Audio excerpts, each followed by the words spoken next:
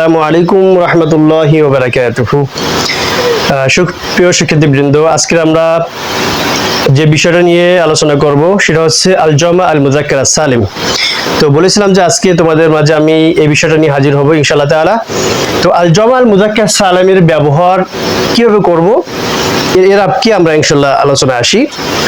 তো শুরু হচ্ছে যে আল জামা আল মুযাক্কার সালিম। প্রথম কথা হচ্ছে যে শব্দটা হবে জমা এবং আল মুযাক্কার মানে মুযাক্কার শব্দ হবে, পুরুষবাচক শব্দ হবে এবং হচ্ছে আর সালেম। এই সালেম নিয়ে একটু কথা বলি, তারপর আমরা এরাবে চলে আসি।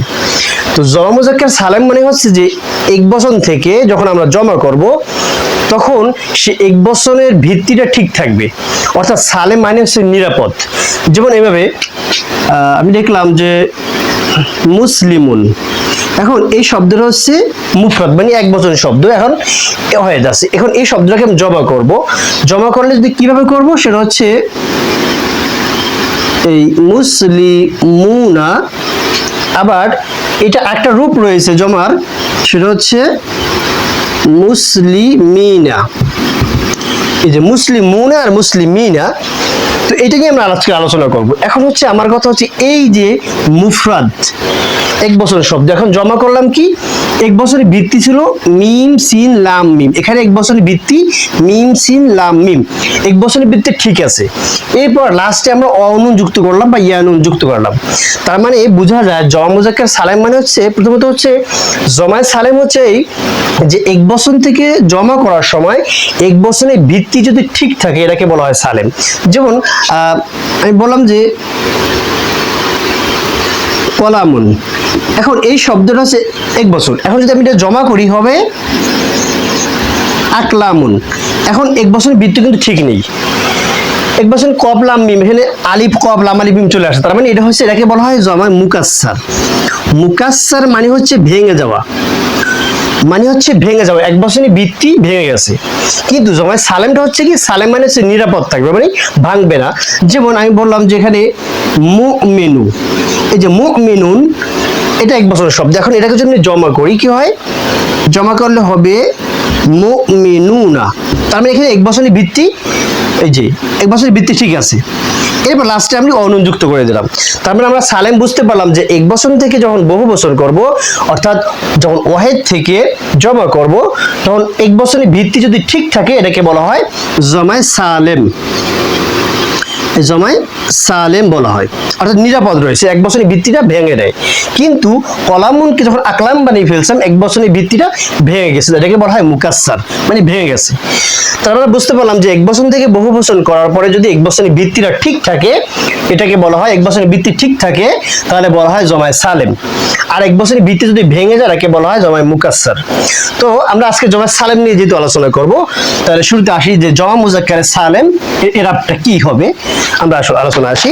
প্রথমত হচ্ছে রফার অবস্থা।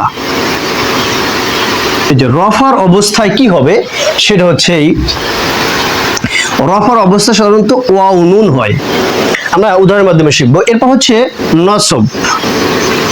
নসব মানে হচ্ছে জবরের অবস্থা, জবরের অবস্থা হবে ইয়া নুন। এরপর হচ্ছে জার, জারের অবস্থা হবে ইয়া নুন। তার মানে জমা মুযাক্কার সালেমের ইরাব হচ্ছে রফার অবস্থা অনুন হবে, নসব এবং জারের অবস্থায় ইয়া নুন হবে। তো আমরা আসি কিভাবে হয়। প্রথমত হচ্ছে যে আমি যদি বলি যে জা মুসলিমুনা, জা মুসলিমুনা, অর্থাৎ এই যা ফেল, এটা হচ্ছে একটা ফেল, এখন এই ফেলে ফাইল কারা, এই মুসলিমুন, তো তারা হচ্ছে ফাইল। এখন ফাইলের এরাব কি, দুম্ম হবে, পেশ হবে। এখন এই পেশের অবস্থা মানে এখানে রফা মানে হচ্ছে পেশের অবস্থা, মানে দুম্মর অবস্থা, কিন্তু রফা মানে পেশ না, রফা হচ্ছে পেশের অবস্থা। তাহলে রফাটা পেশের অবস্থা কিভাবে প্রকাশ পাবে সেটা হচ্ছে ওয়াও নুনের মাধ্যমে। এখন নসবের অবস্থা কি হবে, নসবের অবস্থা হচ্ছে এই যে নসবের উদাহরণ আমরা লিখলাম যে আমি যদি বলি যে রাআইতু মুসলিমিনা, রাআইতু মুসলিমিনা, আমি মুসলমানদেরকে দেখেছি। এখন এখানে হচ্ছে ফেল ফাইল, এখানে হয়ে রয়েছে ফেল যোগ ফাইল, আর এই যে মুসলিমিনা এরা হচ্ছে মাফুল বিহি, মাফুল বিহি। এখন এই যে মাফুল নসব হয়, জবর হয়, এখন জবরের অবস্থায় জমা মুজাক্কার সালিম কি হবে? ইয়ানুন দিয়ে প্রকাশ পাবে, এই জন্য হচ্ছে রাআইতু মুসলিমিনা। এরপর হচ্ছে এই যে জারের অবস্থায়, জারের অবস্থা হচ্ছে ইয়ানুন, সেটা কিভাবে? যে আমি লিখলাম মাররতু বি মুসলিমিনা, মাররতু বি মুসলিমিনা। এখানে এই যে মাররতু এখানেও হয়েছে ফেল ফাইল, ফেল যোগ ফাইল, কিন্তু এই যে বা, এই বা হচ্ছে হরফে জার। আমরা জানি যে হরফে জারের কাজ কি? সে এসএমকে জার প্রদান করবে। এখন এই যে জমা মুজাক্কার সালিম জারের অবস্থা মানে জেরের অবস্থায় যে আমরা কাসরা দিব, এই কাসরার অবস্থায় হবে ইয়ানুন দিয়ে প্রকাশ পাবে, যে ইয়ানুন দিয়ে প্রকাশ পেয়েছে। তাহলে হচ্ছে তারা বলতে পারে যে রফার অবস্থা হবে অনুন, আর নসব এবং জারের অবস্থা হবে ইয়ানুন।